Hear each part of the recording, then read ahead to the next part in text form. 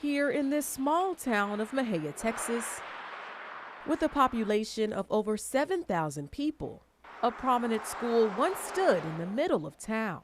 We're a small community, but we do have historical value. Schools like Prairie View A&M or Texas Southern probably come to mind when you think of historically black colleges and universities in Texas. You may not know about St. Paul Normal and Industrial College, the first and only HBCU in Central Texas, established right here in Mexia.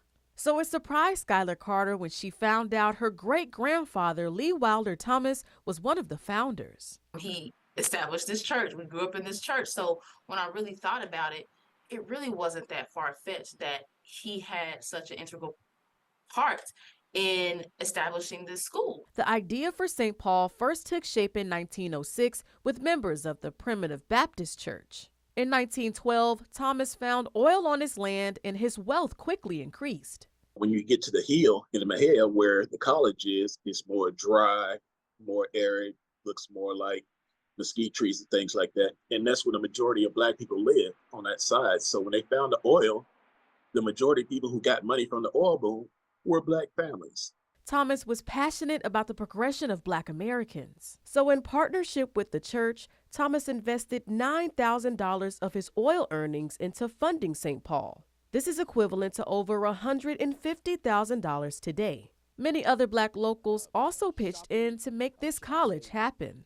Field slaves and those sharecroppers who didn't have much money, not much means, took their earned means to build this college. After years of construction, St. Paul opened in September of 1929 with 35 students. The normal schools were established to teach students to become teachers. And that industrial aspect of it is, so important, especially in the area, Limestone County, in the areas, rural areas, being able to fix and to mend and to be that support. Students at the school were trained mainly to become educators, and trade courses were also available. The school was a life changer for black people in Mexia, but like many small colleges, its finances were unstable.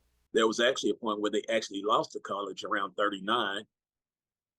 Reverend Thomas was able to sign a note with a local banker, the estate of a local banker, and actually get the college back. They had a 10-year note and they got it back in 3 years. It just lets you know that where there's a will, there's a way. Even after paying off debt early, the school couldn't survive the Great Depression. The school was officially closed in 1953. In an archived article written in the Mexia newspaper, Reverend Thomas explained why the school closed down, saying, quote, "Our obligations continued to increase, and for years we were unable to keep up on the interest on the principal of the main debt." All that's left of the school now is broken pillars and carved-in bricks. Although the building is no longer visible, families still have connections to its legacy. That's his dad, that's my son's granddad, and that's my son's dad. My father received a certificate from this school in 1946. The Primitive Baptist Church is the last building standing. They own the 37 acres of land the college was built on. The ministers made it their mission to finish what Reverend L.W. Thomas started. We are now here to resurrect that and to make it what it should be, a recognized, legitimate, high education college for young people who are trying to better themselves educationally so that they can better themselves economically.